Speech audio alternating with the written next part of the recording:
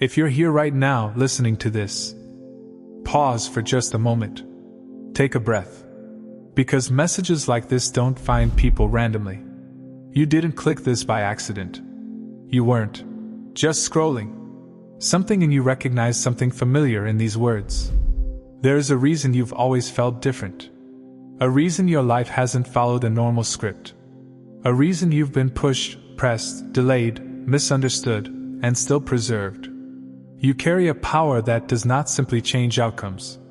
You carry a power that rewrites what's possible. And heaven knows it. This message isn't hype. It's recognition. If you've ever felt like your presence shifts rooms. If you've ever noticed that things change after you pray, sometimes quietly, sometimes slowly. If you've ever wondered why your life required so much preparation, this is for you. From the beginning, your life resisted boxes.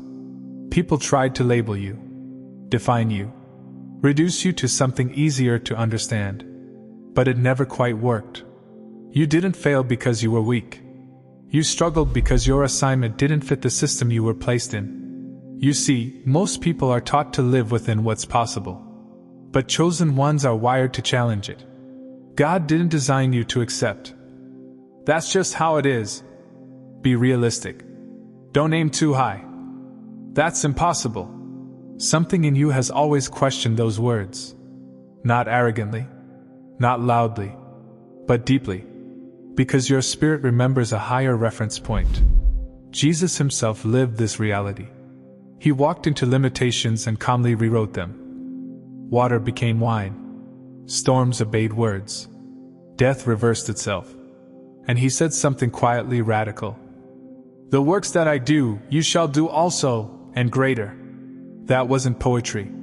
That was inheritance. Let's talk about the pressure. Because you didn't imagine it. Your life has required more endurance than most. More surrender. More waiting. More faith in the dark. You've been stretched in seasons where others were comfortable. Tested when others were celebrated. Refined when others were rewarded. And you wondered, why me, God? Here's the truth most people never hear. Power that rewrites reality must first be rooted in humility. God doesn't place this kind of authority in hands that haven't learned surrender. So he allowed delays that trained your patience. Losses that purified your motives. Silence that sharpened your hearing. Not to punish you, but to prepare you. You weren't being broken. You were being calibrated. Have you noticed something strange? Sometimes people react strongly to you, and they don't know why. Some are drawn to you instantly. Others resist you without cause. Some feel exposed around you.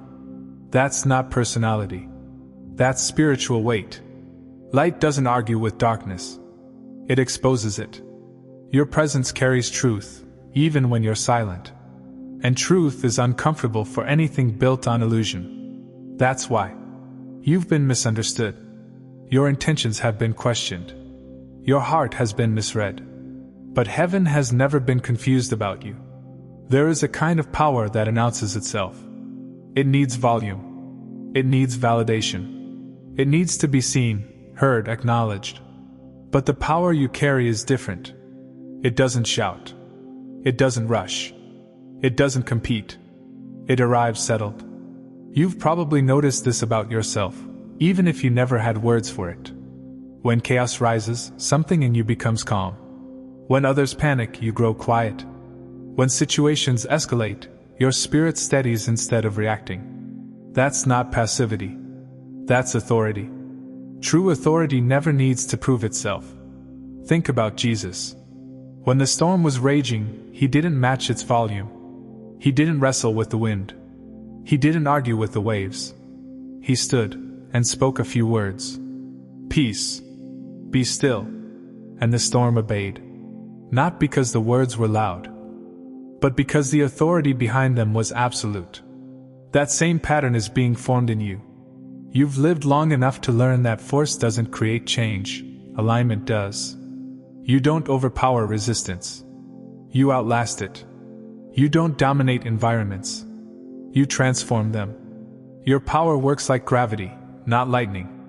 Unseen, constant, undeniable. People often misread this about you. They assume you're quiet because you're unsure. You pause because you're afraid. You don't react because you don't care. But the truth is far deeper. You've learned that reaction weakens authority. So you wait. You observe. You listen. And when you speak, it lands. Because your words don't come from emotion. They come from alignment. This is why arguments exhaust you. Not because you lack conviction, but because you already know that truth doesn't need defending with noise. Truth stands on its own. When you walk away from conflict, it's not retreat. It's restraint. And restraint is one of the highest forms of power. Jesus could have defended himself before Pilate. He could have summoned angels. He could have silenced every accusation. But he remained silent. Not because he was weak, but because the outcome was already decided.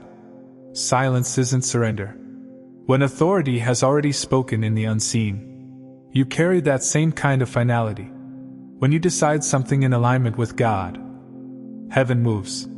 Even if nothing changes immediately on the surface. The verdict has already been issued. Delays don't mean denial. Silence doesn't mean absence.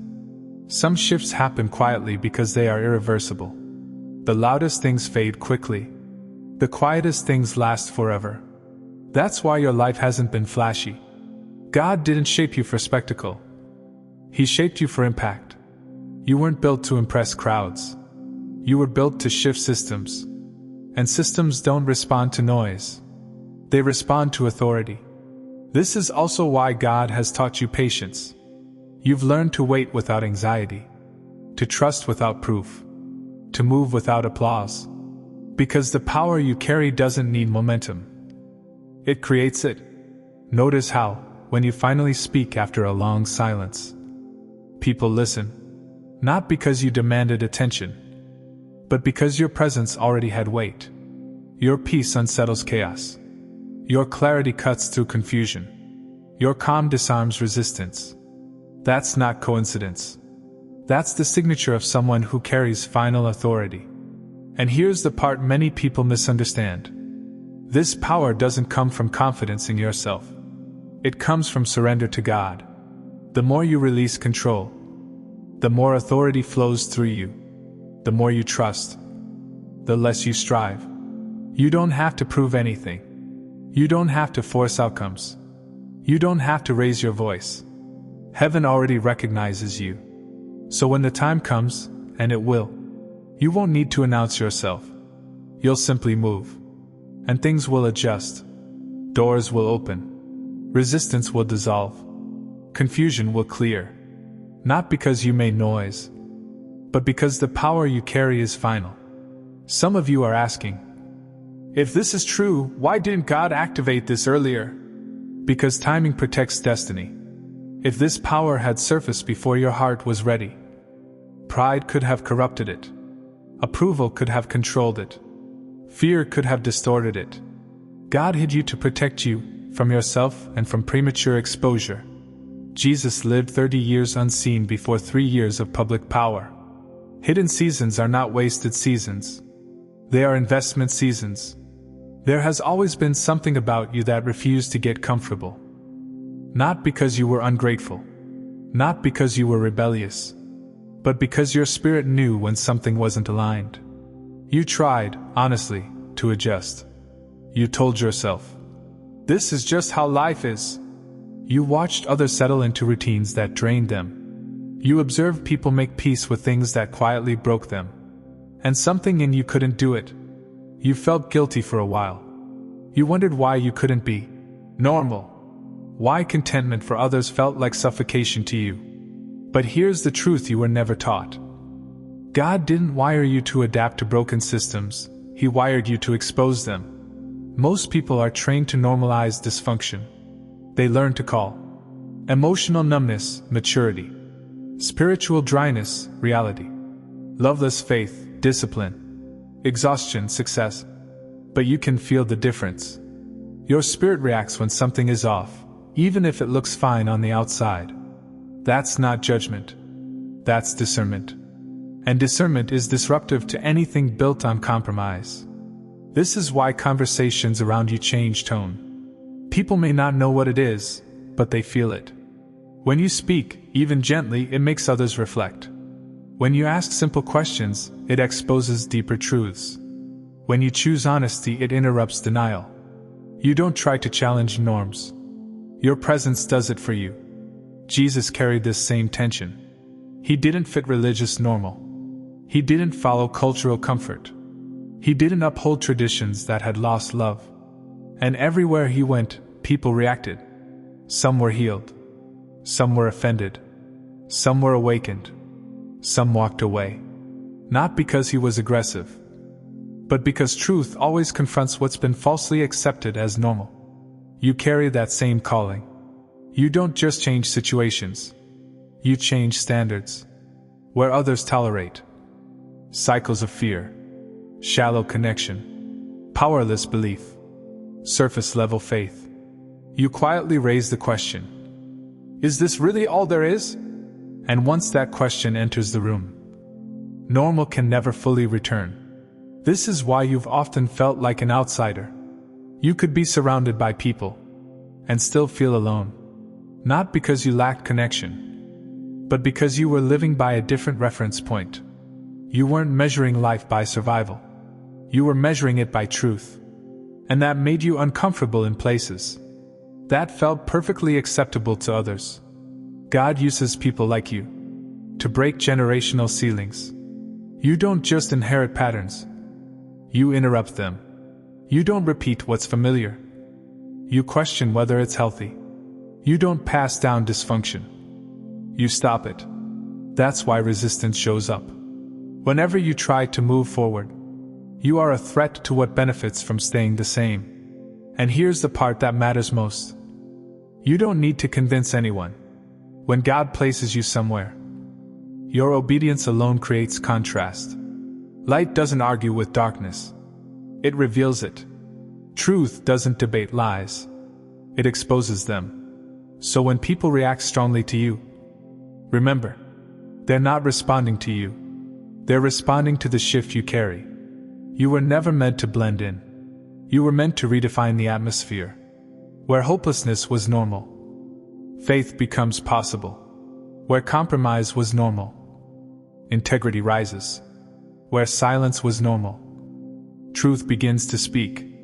So if you've felt restless, if you've struggled to settle, if you've always sensed that normal wasn't enough, that's not dissatisfaction. That's calling. God placed you here to change what others accept as normal. And once you do, nothing stays the same.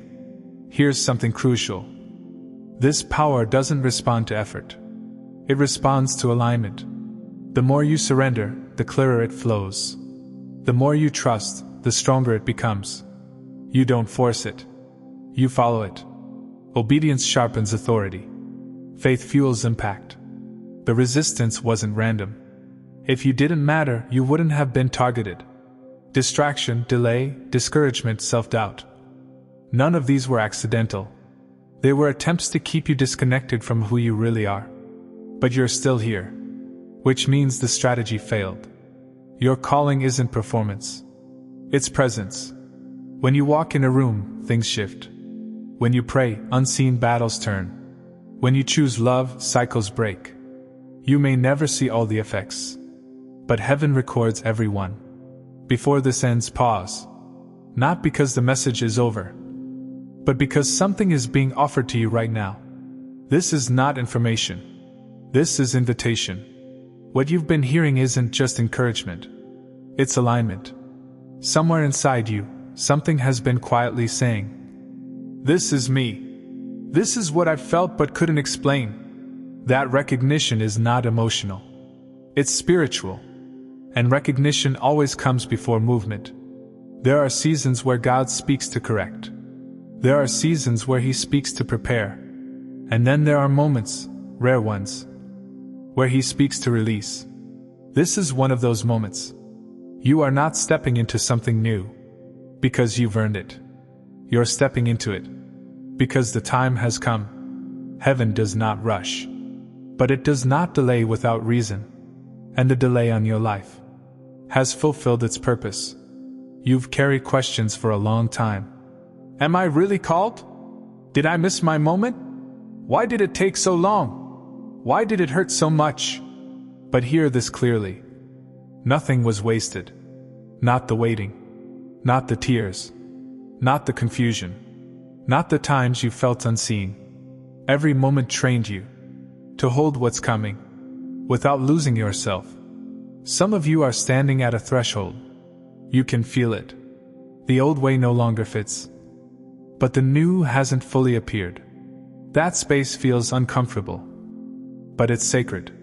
It's the space between who you were prepared to be and who you are becoming. Do not retreat into what's familiar. Do not negotiate with fear. Do not minimize what God is doing. Step forward, even if your voice shakes. You are not stepping forward alone. He goes before you. He stands behind you. He walks beside you. The same Jesus who called Peter out of the boat is calling you out of hesitation, not into perfection, but into trust. The water will hold you, because obedience always creates ground. Now receive this, not as words, but as truth.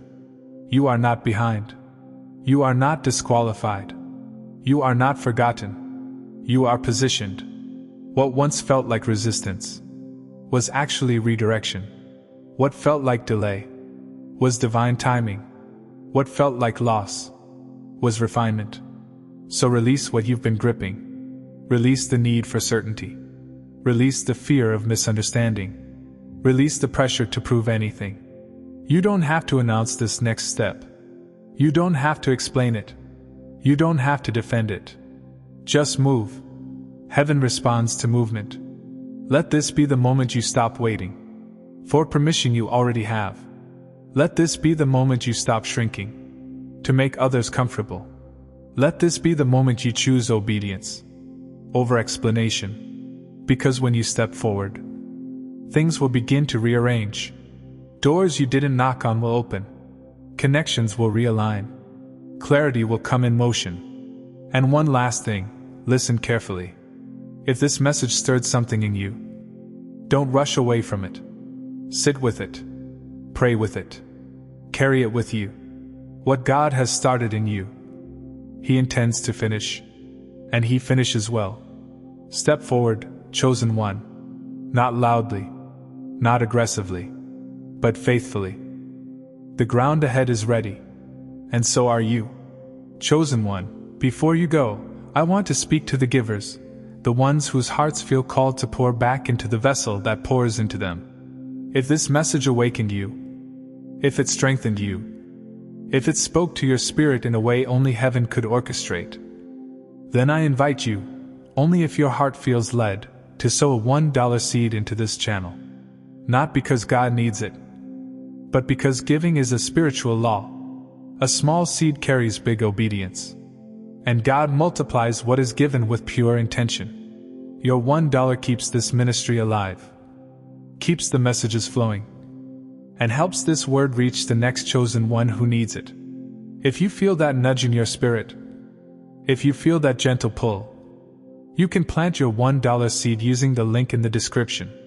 And if you can't or don't feel led, you are still loved, still seen, and still covered. Blessings to every giver, and blessings to every listener. Your seed moves heaven in ways you may never see. But God sees it all.